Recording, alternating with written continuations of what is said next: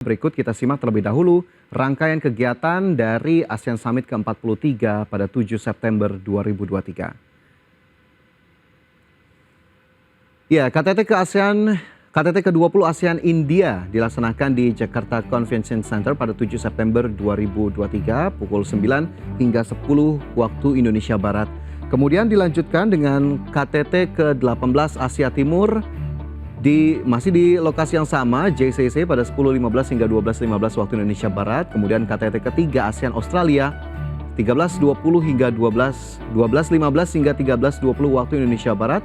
Kemudian KTT ke-13 ASEAN PBB di JCC 14.40 hingga 15.40 waktu Indonesia Barat. Kemudian 7 September merupakan hari terakhir penyelenggaraan KTT ASEAN ke-43 dan akan dilangsungkan upacara penutupan KTT ke-43 ASEAN dan penyerahan presidensi ASEAN dari Indonesia ke Laos yang juga dilaksanakan pada sore hari 7 September 2023 dan akan ditutup dengan konferensi pers dari Presiden Republik Indonesia Joko Widodo.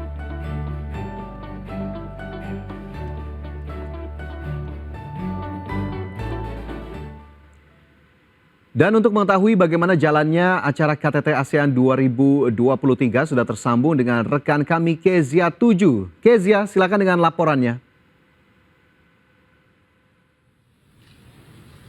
Ya, selamat siang Fajar dan juga pemirsa. Sekarang saya sudah berada di Jakarta Convention Center, di mana hari ini hari terakhir dari penyelenggaraan konferensi tingkat tinggi atau KTT ASEAN ke-43 di Jakarta. Di mana pada hari-hari sebelumnya, yaitu di hari pertama, telah dilaksanakan berbagai pertemuan konferensi antara ASEAN dengan negara-negara mitra dari Asia.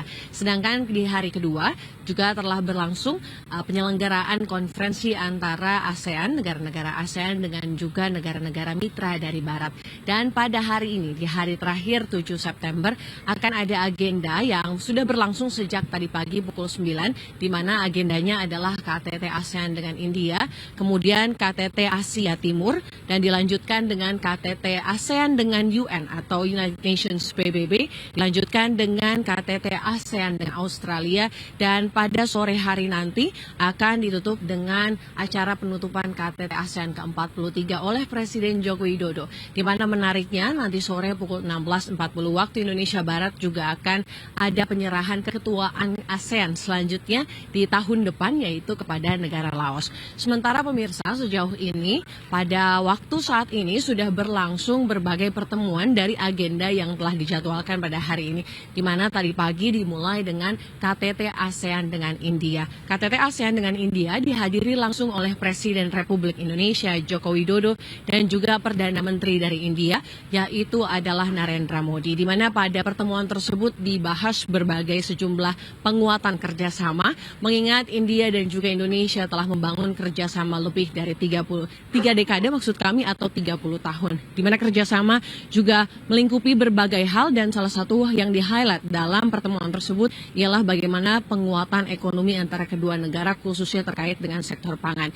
Melihat bagaimana memang India sendiri merupakan salah satu pemain besar khususnya di dunia sebagai pengekspor beras terbesar di dunia, dan ini menjadi salah satu hal yang potensial dan menarik untuk dibahas di antara kerjasama Indonesia dengan India. Selanjutnya juga sudah berlangsung KTT ke-18 Asia Timur, di mana KTT Asia Timur ini terdiri dari 18 anggota, 10 negara adalah negara ASEAN dan 8 negara lainnya adalah negara-negara mitra. Negara mitra lainnya adalah seperti Amerika Serikat yang pada hari ini diwakili oleh Wakil Presiden Kamala Harris, kemudian juga hadir tadi pagi yaitu dari Selandia Baru yang diwakili oleh Menteri Luar Negeri Nana Yamamoto, kemudian juga ada Australia diwakili oleh Perdana Menteri Anthony Albanese, Federasi Rusia yang pada kesempatan hari ini diwakili oleh Menteri Luar Negeri Rusia yaitu Sergei Lavrov, juga dari China diwakili oleh Perdana Menteri Li Qiang,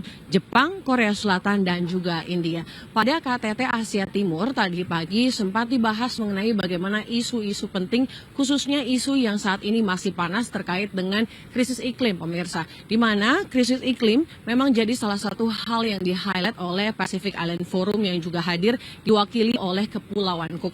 Kepulauan Cook sendiri meng-highlight bagaimana krisis iklim telah mengancam baik negara-negara di dunia, khususnya negara-negara di Pasifik. Perlu diketahui bahwa negara-negara di Pasifik diproyeksi pada 2030 memang akan mengalami kenaikan air laut dari 4 hingga 13 cm.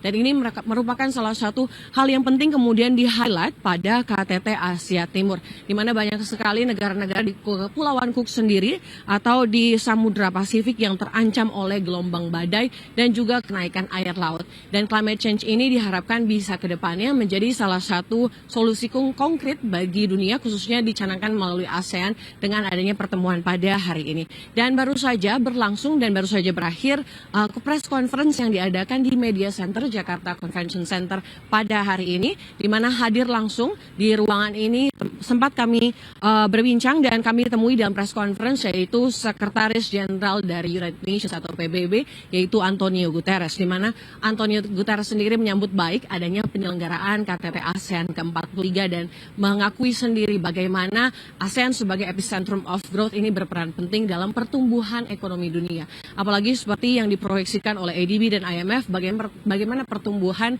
ekonomi Asia Tenggara ini memang diprediksi akan tetap tumbuh kuat di tahun 2023 dan di 2024. Pada kesempatan press conference, Antonio Guterres sempat menyebutkan terkait dengan bagaimana net zero emission yang perlu ditargetkan, yang sudah ditargetkan oleh United Nations kepada negara-negara di tahun 2040 dan kepada negara-negara berkembang di 2050.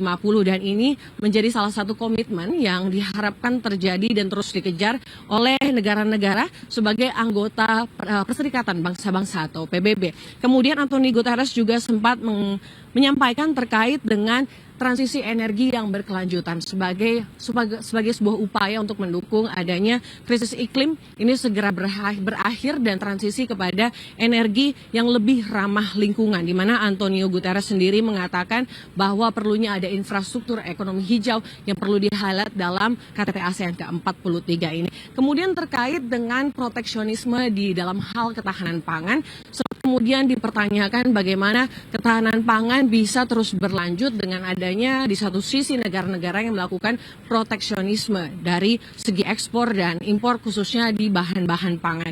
Dan mendengarkan respon dari Sekjen PBB yaitu Antonio Guterres, di mana menurut Antonio sebetulnya ketahanan pangan bukan bicara mengenai makanan yang tidak ada atau resources yang tidak ada, tapi lebih kepada akses terhadap resources tersebut atau terhadap akses kepada makanan bagi negara-negara seluruh dunia ataupun negara berkembang. Untuk itu kemudian yang menjadi highlight dari Antonio Guterres sebagai Sekjen PBB, bagaimana akhirnya ketahanan dan kemandirian pangan perlu ditingkatkan, infrastruktur supply chain yang lebih kuat, dan salah satunya yang sempat disebutkan terkait dengan Laut Hitam yang menjadi salah satu jalur perdagangan penting gandum antara Ukraina dan juga Rusia yang terhambat oleh karena konflik yang ada. Sementara itu yang dapat kami sampaikan, kami kembalikan ke studio.